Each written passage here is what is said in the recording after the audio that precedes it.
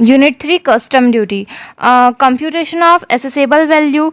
Assessable value निकालने के लिए सबसे पहले इनवॉइस प्राइस लिखा जाता है। उसके बाद अगर इनवॉइस प्राइस में ये सारी चीज़ें पहले से प्लस नहीं है तो उन्हें प्लस किया जाता है।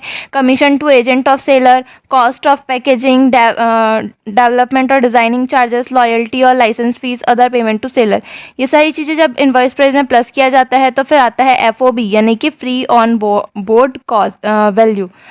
उसके बाद प्लस किया जाता है ट्रांसपोर्टेशन कॉस्ट। ट्रांसपोर्टेशन कॉस्ट में दो टाइप के कॉस्ट होते हैं।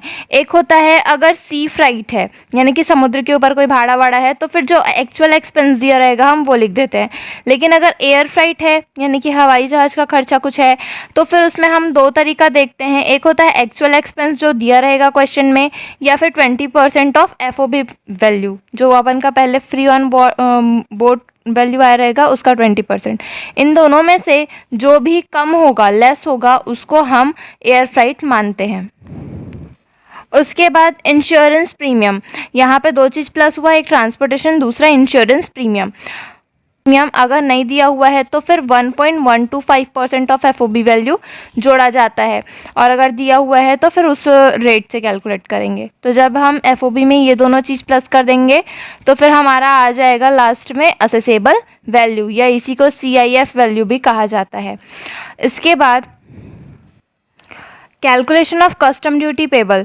कस्टम ड्यूटी पेबल के लिए यहाँ पे कैलकुलेशन का तरीका है बेसिक कस्टम ड्यूटी जो दिया रहेगा, अपन को इसको निकालने का तरीका रहता है एसेसेबल वैल्यू, जो हमारा आया रहेगा पहले एसेसेबल वैल्यू कंप्यूट करके इनटू कर देंगे रेट, कस्टम ड्यूटी का रेट दिया रहेगा।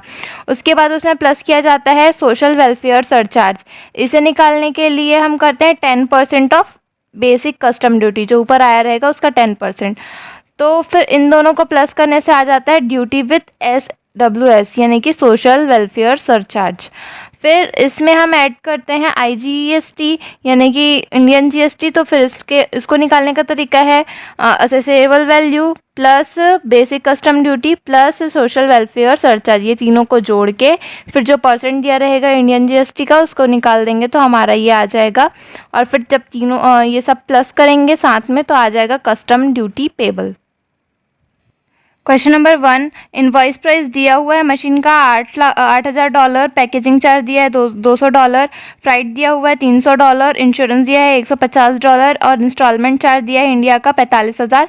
एक्सचेंज रेट है $1 का है 62 रुपये। तो हमको फाइंड करना है FOB प्राइस ऑफ मशीन और find out the taxable value of custom duty, cost, insurance, custom duty, cost, insurance का और फ्राइट वैल्यू का।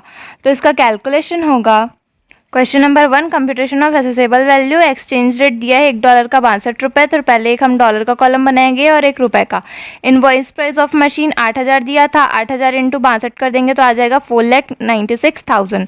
फिर इसमें ऐड करेंगे पैकेजिंग का चार्ज, तो पैकेजिंग का चार्ज था 200 इंटू 62 करेंगे तो आ जाएगा 12,400। ये दोनों को प्लस करेंगे तो आ जाएगा 5,08,400।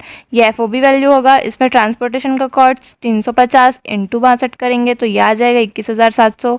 और फिर इंश्योरेंस प्रीमियम दिया था 150 इंटू 62 करेंगे तो रुपए में आ जाएगा 9,300। इन तीनों को प्लस करेंगे तो आ जाएगा 5,39,400 जो उसका असेसेबल वैल्यू होगा।